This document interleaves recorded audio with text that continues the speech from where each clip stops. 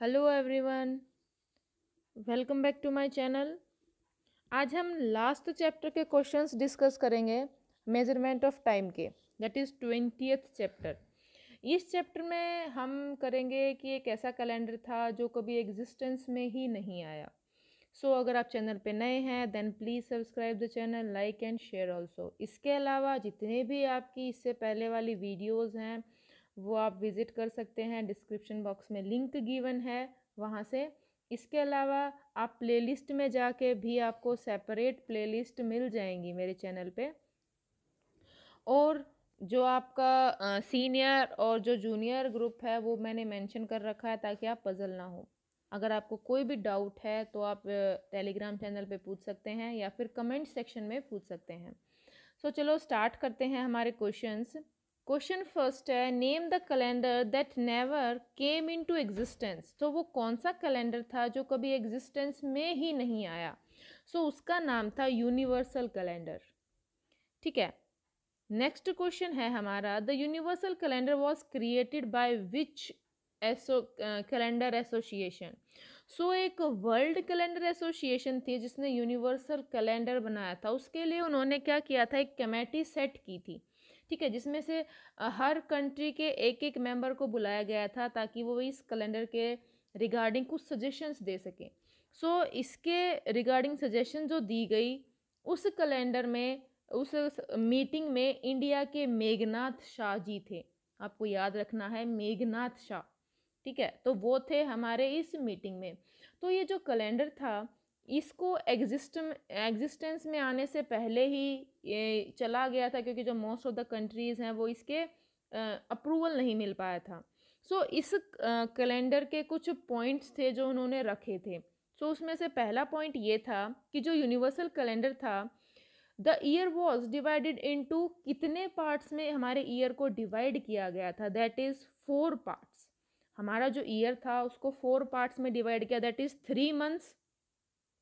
ठीक है, मंथ्स में पूछा जा सकता है। 3 मंथ्स थे आपके, 91 डेज थे एंड 13 वीक्स थे। कुछ ऐसे आपके ईयर को डिवाइड किया गया था। ठीक है, 3 मंथ्स में 91 डेज पड़ते थे और 13 वीक्स। इसके अलावा नेक्स्ट क्वेश्चन है, how many working days were mandatory each month. हर मंथ में कितने वर्किंग डेज आपके कंपलसरी थे, दैट इज 26 डेज। ये कोई अलग पॉइंट था। Next is, the beginning of each year was to be on January 1 and that day was to be which day. हमारा जो जनवरी था that was considered as the first day, that is beginning of the year. और उस calendar के according जो first day होना चाहिए दैट शुड बी संडे, वो संडे था। नेक्स्ट है, इसके अलावा मैंने और क्वेश्चंस बनाने के बजाय कुछ पॉइंट्स ही डाल दिए। The propose calendar was to remain constant and perpetual, मतलब जो कैलेंडर था वो कांस्टेंट रहना चाहिए। नेक्स्ट था, जो मंथ है कौन सा, January, April, July, October, would consist of 31 days and the month would begin on Sunday. ये उस कैलेंडर के कुछ पॉइंट्स थे जो उसमें होने चाहिए थे। The months of February, May, August and November were supposed to have 30 days, supposed to start on Wednesday। उस कैलेंडर के अकॉर्डिंग वो फरवरी, मई और अगस्त और नवंबर जो है वो वेडनेसडे को ही स्टार्ट होंगे। The months of March, June, September and November were suppose to be 30 days long, suppose to start on Friday. ये उसके कुछ रूल्स थे कैलेंडर के। आफ्टर दैट ये जो कैलेंडर था ये एग्जिस्टेंस में ही नहीं आया।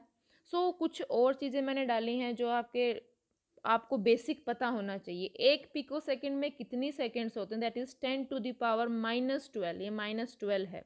नैनो का मतलब होता है -9, माइक्रो का होता है -6, मिली का होता है -3 और सेंटी मतलब -2 और डेसी का मतलब होता है -1। पावर है ये। 1 सेकेंड में कितनी डेसी सेकेंड्स होती हैं, 1 second is equal to 10 deciseconds. इसको ये भी एज ए क्वेश्चन आपसे पूछे जा सकते हैं, आपको पता होना चाहिए। इसके अलावा 2 वर्ड्स हैं जो आपके कई बार आ चुके हैं। सबसे पहला वर्ड आपका आता है एफिहिलियन। मैंने बताया था it is the farthest point, सबसे दूर वाला पॉइंट होता है किसी फ्रॉम द सन। जैसे कि हमारा जो अर्थ है वो सन के एफी-हेलन पोजीशन पे है, दैट इज सबसे दूर वाले पॉइंट पे है। सेकंड वर्ड है हमारा पेरीहिलन। तो प्रीहिलन वर्ड कौन सा पॉइंट क्या होता है? वो पॉइंट जहाँ पे कोई भी ऑब्जेक्ट सन के क्लोज हो, हमारा अर्थ ही लगा लो आप, जब सन के बिल्कुल क्लोज होता है, nearest point to the sun. After that देखो एक टेबल गिवन है जिसके अंदर आपके पेरीहिलन और एपीहिलन डेट्स गिवन है। जो आपके देखो 2020 में पेरीहिलन 5 जनवरी को आया था और एपीहिलन 4 जुलाई को। 21 में 2 जनवरी को आएगा और एपीहिलन पॉइंट कब आएगा? 5 को। 2022 में वो जनवरी 4 को। मतलब आप इसमें ये देख सकते हैं जो आपका पेरीहेलन जो पॉइंट है वो आपका 2 जनवरी से लेके 5 जनवरी तक ही रहता है। तो आप इसको याद कर लें, इसमें से भी कुछ पूछा जा सकता है।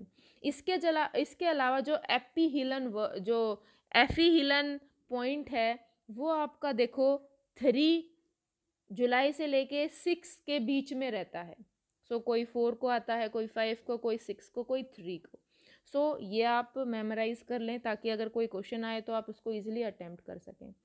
इसके अलावा वर्नल इक्विनॉक्स, देखो वर्नल इक्विनॉक्स क्या होता है? It is the first point of intersection of ecliptic and the celestial equator. जो हमारा सेलेस्टियल इक्वेटर है और जो हमारा एक्लिप्स है उसका जो फर्स्ट पॉइंट है क्या कहलाता है? आपका वर्नल इक्विनॉक्स। ऑटमनल इक्विनॉक्स क्या होता है? जो सेकंड पॉइंट है इंटरसेक्शन का उसको हम बोलते हैं ऑटमनल। ठीक है, ये सितंबर में पड़ता है। आपका वर्नल इक्विनॉक्स मार्च में आता है। नेक्स्ट है आपका समर सोलेस्टिस। तो जो समर सोलेस्टिस है वो क्या है? The day when the sun falls on tropic of cancer.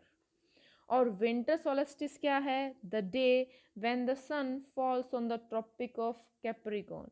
सो ये आपका चैप्टर था, चैप्टर नंबर 20। इसके अंदर कुछ खास क्वेश्चंस नहीं हैं जो बन सकते हैं। जो क्वेश्चंस बन सकते थे वो मैंने बना दिया आप लोगों के लिए।